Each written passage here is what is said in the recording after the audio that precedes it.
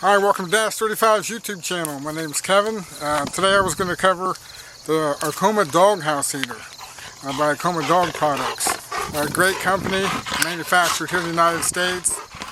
However, their manufacturing video that they did is so good that I felt like it'd be redundant to actually to do it again. So Matt Kill did a wonderful job on the video. So please visit us, dash35.com, to get yours. Winter's coming fast, and we want to make sure that our dogs stay warm, or even cats for that matter. Without further ado, the next clip will be Mike Hill from Akoma Dog Products.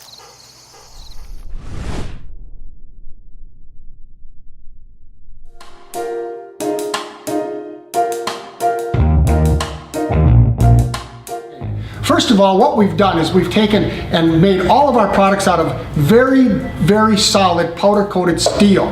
That way it can prevent your dog from chewing at it in any way. We've gotten rid of any of the corners that could actually cause harm to your pet.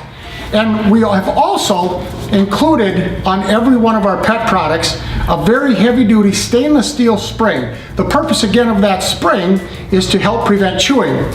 One thing you're going to notice about our products is the cord and normally is inaccessible to pets because it comes out the back of the product. So for most installation purposes, it remains unseen. How do you put this together? And to do that, we need to talk about the parts and the tools that you will need.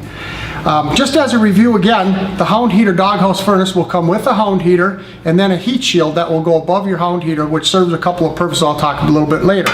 Now, if you have an igloo style doghouse, you're going to want to order one of these brackets. They're on my website as well and many of my retailers. But this is very important when you install the Hound Heater doghouse furnace into an igloo style house. And basically what it does, it kicks the bottom out so the Hound Heater sits vertical, which is important for its use and for it to work the best.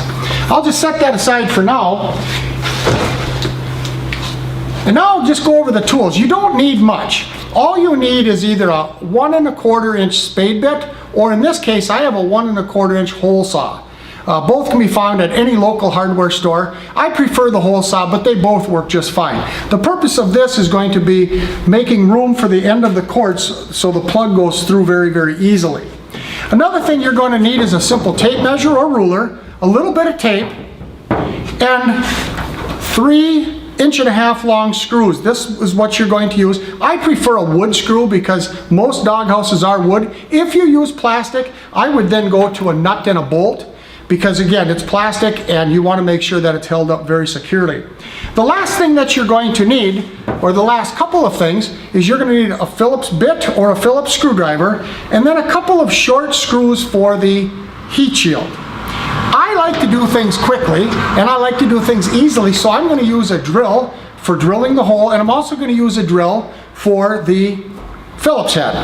So when I mount everything up, it's going to go quickly, smoothly, and a lot less labor on my part.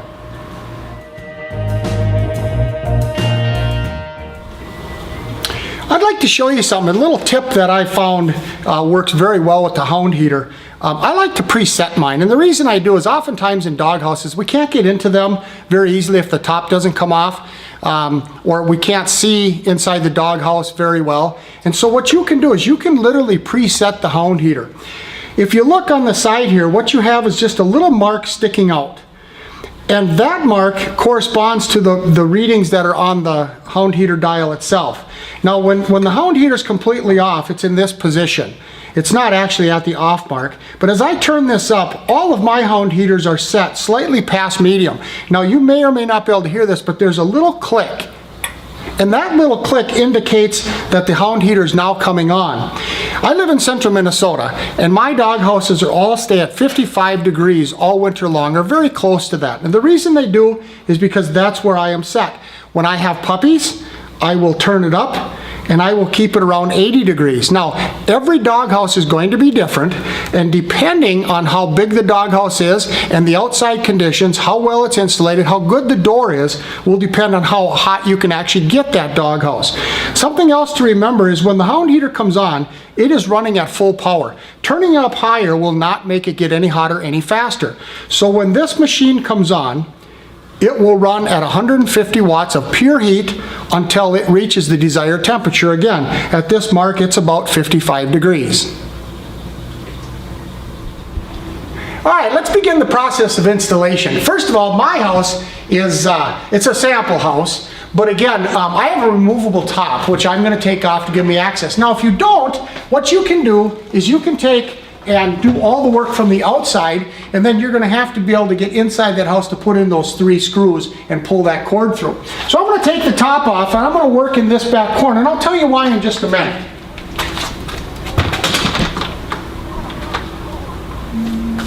Okay, why am I working in this corner? Well, I want to be as far away from that door as I can be. And the reason is I'm going to create a warmer area in here.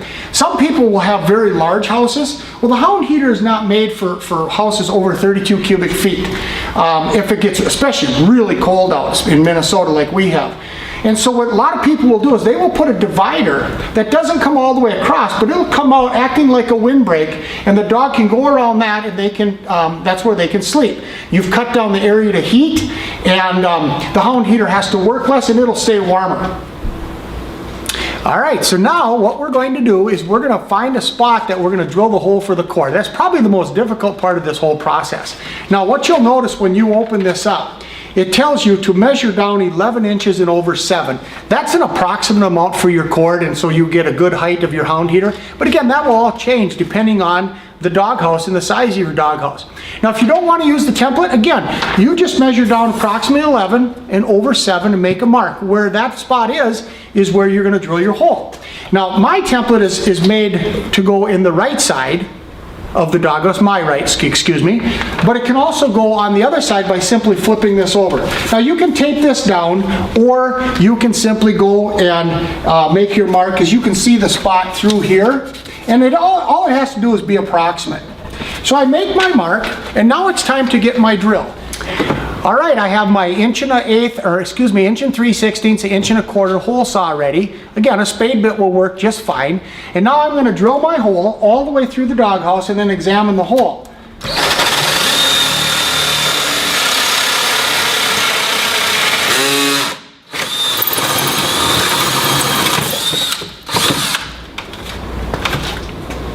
All right, the hole has now been drilled, and what I'm going to do is carefully feed the cord through the hole. I've already examined it to make sure that the hole doesn't have any sharp edges. There's no way there's any metal in there, anything that can damage my cord. And so now I'm going to feed the cord through. And I always want to be gentle anytime I'm working with cords, because electricity and things being pulled apart don't work very well. So I will feed the cord through, and then it'll be time to mount the Hound Heater. So I'll get the cord all the way through, and then I like to line up the Hound Heater just to see where I'm at before I put in the screws. Hound Heater looks like it's going to sit just beautifully in this corner.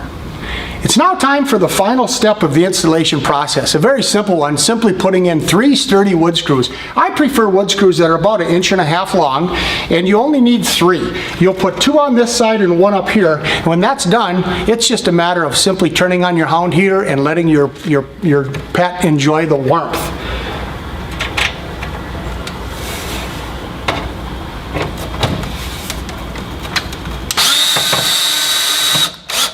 That's all that's to it. And now the Hound Heater is installed very, very firmly.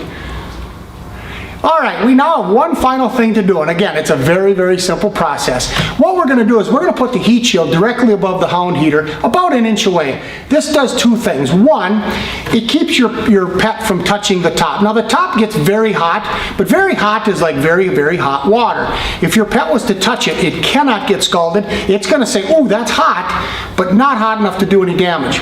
So 1, it prevents that. 2, it also prevents things from dropping on top of the Hound Heater. Again, not a fire hazard because it doesn't get hot enough.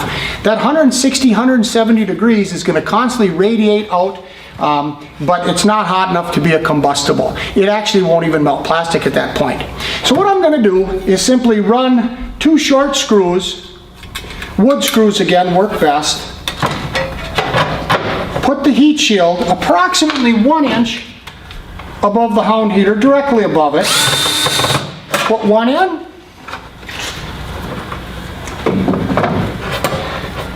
install the second one,